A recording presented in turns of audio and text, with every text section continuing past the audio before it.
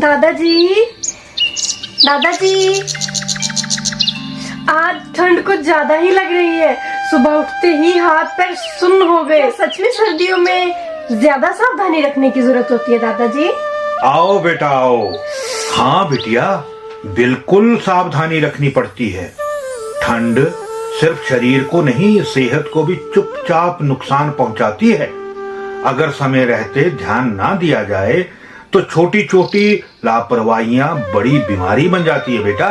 दादाजी, सबसे पहले आप मुझे बताओ कि हमें ठंड में क्या पहनना चाहिए। बहुत अच्छे। देख बेटा, सर्दियों में सबसे जरूरी है शरीर को ढक कर रखना। ऊनी कपड़े पहनने चाहिए, खासकर सिर, कान, गला और पैर तो ढक कर रखने चाहिए। मोजे, टोपी और मफलर कोई दिखावे की चीज नहीं, बल्कि ठंड से बचने का हथियार है। गीले कपड़े कभी मत पहनना, वरना सर्दी सीधे शरीर में बैठ जाती है बच्चे। दादाजी, मुझे खाने के लिए हमेशा डांट पड़ती रहती है। हमें खाने पीने का किस तरह ध्यान रखना चाहिए? बहुत अच्छा प्रश्न पूछा बेटा। ठंड में शरीर को गर्मी चाहिए, इसीलिए गरम गरम और ताजा खाना खाना चाहिए, जैसे दाल, सूप, खिचड़ी और सब्जियां।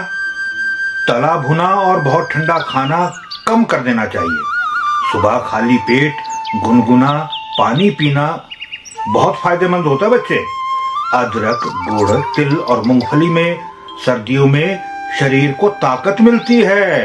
दादाजी, ये तो मैं समझ गई, पर लोग कहते हैं कि ठंड में नहाना नुकसान करता है। क्या ये सही है? नहाना नुकसान नहीं करता, लेकिन तरीका गलत हो तो नुकसान हो सकता है। बहुत ठंडे पानी से नहाने से बचना चाहिए।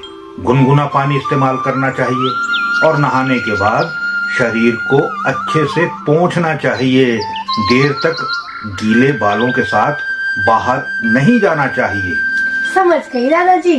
दादाजी, ठंड में बच्चे और बुजुर्ग इतने ज्यादा बीमार क्यों पड़ते हैं? हाँ, क्योंकि उनकी रोग प्रतिरोधक क्षमता थोड़ी कम होती है, इसलिए उन्हें ज्यादा ध्यान देने की जरूरत होती है। बच्चों को सुबह शाम ठंडी हवा से बचाना चाहिए और बुजुर्गों को तो धूप में कुछ देर बैठना चाहिए। धूप भगवान की दवा होती है बच्चे। दादाजी, अब मेरी एक बात सुनो, ठंड में धूप सेकना क्यों जरूरी होता है? हाँ, धूप से शरीर को विटामिन डी मिलता है, जिससे हड्डियां मजबूत होती है और सर्दी खांसी से बचाव होता है। रोज सुबह की धूप में 15-20 मिनट बैठना बहुत फायदेमंद होता है। समझ गई दादाजी। दादाजी, अब मुझे एक बात बताओ, रात को सोते समय हमें क्या क्या ध्यान रखना चाहिए? रात में रजाई या कंबल सही होना चाहिए। बहुत ज्यादा ठंड हो तो सिर को भी हल्का ढककर सोना चाहिए, लेकिन मुंह पूरी तरह ढककर नहीं सोना चाहिए, समझे? समझ गई दादाजी। ताकि सांस लेने में कोई दिक्कत ना हो। दादाजी, कई लोग ठंड में आग जलाते हैं और अंगीठी को घर के अंदर ले जाते हैं। क्या ये ठीक है? हाथ सेकना ठीक है, लेकिन आग के बहुत पास बैठना खतरनाक हो सकता है। कपड़ों में आग लगने का डर रहता है। अंगीठी जलाते समय कमरे में हवा का रास्ता होना चाहिए, वरना दम घुट सकता है। दादाजी, ठंड में हमें बाहर निकलते समय क्या क्या सावधानी बरतनी चाहिए? बहुत अच्छी। अगर बहुत जरूरी ना हो तो सुबह सुबह और देर रात बाहर निकलने से बचना चाहिए। निकलना ही पड़े तो पूरा शरीर ढक कर निकलो।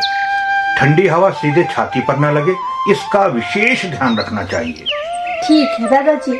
पर दादाजी, अब मुझे एक और बात बताओ कि ठंड में कौन सी बीमारियां ज्यादा लगती है? ये बहुत अच्छा पूछा।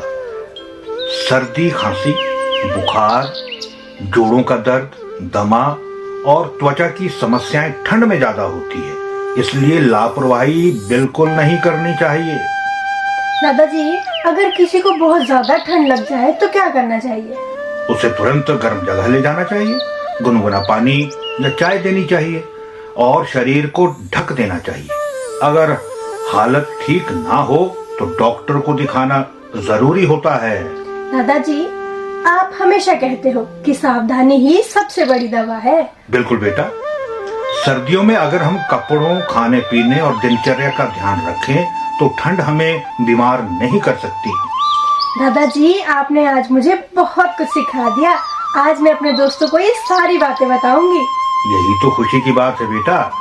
ज्ञान वही अच्छा है जो दूसरों के भी काम आए। सर्दी का मौसम मजेदार भी है, बस थोड़ी समझदारी जरूरी है। धन्यवाद दादाजी।